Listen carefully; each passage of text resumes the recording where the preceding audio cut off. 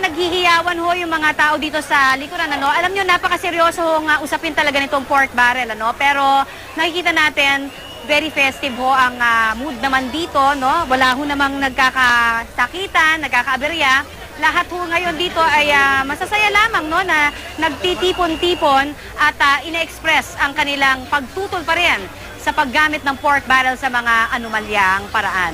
Balik muna sa inyo dyan. Yeah. Connie, alam ko yung plano ay wag magkaroon ng mga speeches, no? Lalo na yung mga political speeches. So totoo bang walang nagtatulumpati dyan, walang sumubok na magsalita sa crowd? Alam mo, Howie, wala naman talagang nakikita tayong nag-a-attempt, no, ng mga politiko magsalita doon sa may stage na malaki sa aking likuran, ano? Although, sa sobrang lakas ng mga PA system, no, ng mga militant groups, maririnig mo rin kung ano yung mga usual, no, na makibaka, anti-pork barrel, ganyan-ganyan.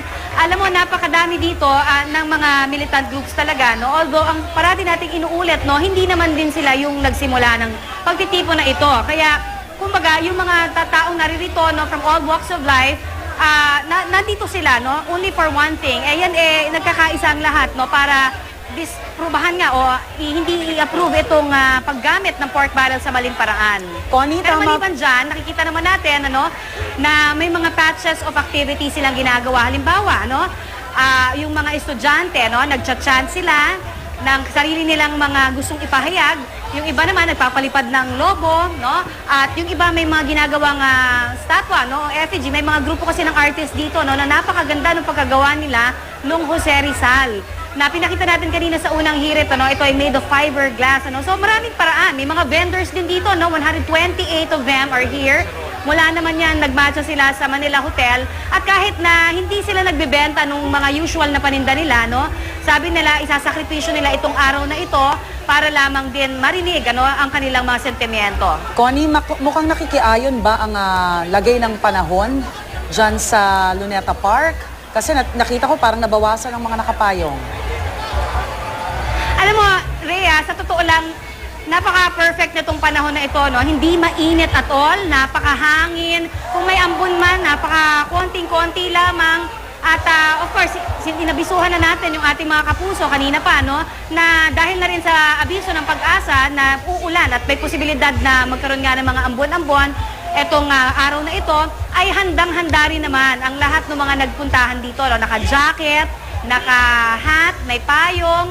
May ilan din tayo nakikita, no, na handa rin, ano, na may mga kapote, no, just in case daw na talagang lumakas, walang aalis sa kanila. At kahit pa yung iba na walang dala, no, kahit ano, ay sabi nila mananatili sila dahil ito ang pagkakataon nila na ma-express ang kanilang mga saloobin. Yeah, Connie, si Howie to, no, nabanggit mo nga na yung mga grupo may kanya-kanyang activities at may mga dala silang mga sariling sound system at walang iisang main activity na katulad ng ibang mga mass action, ano. Pero may napansin akong may malaking video wall diyan sa bandang harap Yes. ng Quirino Grandstand, ano. Ano ba yung pinapalabas sa video wall na yan? Kasi kanina may nakita akong isang tao na may hawak na microphone. Ano ba yung ginagawa ng taong yun? Binigyan ba siya ng platform para ngayon, magpahayag? Howie, no, kung ating makikita, may nagra-rap, no? Ito ay Rap. parte pa rin ng isang grupo, no, na nagpapabigay aliw, kumbaga, doon sa ilang mga naroon sa paligid, no? Napaka-festive nga, no?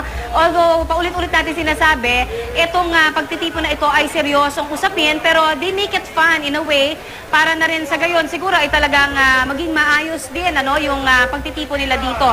In fact, nakikita rin natin, ayan, may ilang mga nakikita tayo na sumisigaw din dito sa PA system na wag makibaboy, makibaka. Yun ang kanilang basic na chinachant dito.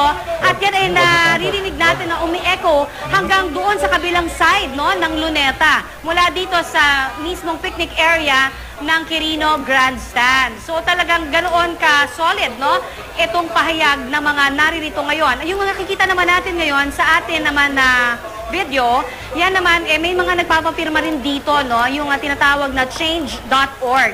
Yan ay signature campaign na lahat nakikita natin, ano, ng mga pumapasok dito ay pumipila rin doon. Ito ay unusual, no, na nakikita natin na talagang yung mga ganitong mass action, usually iniiwasan di ba, yung mga ganyan. Pero itong nakikita natin, nakapila ng maayos yung mga tao para nang sa gayon ay makapirma sila doon sa signature campaign na yan against pork barrel nga, no? At ito daw ay ibibigay ng grupong change.org.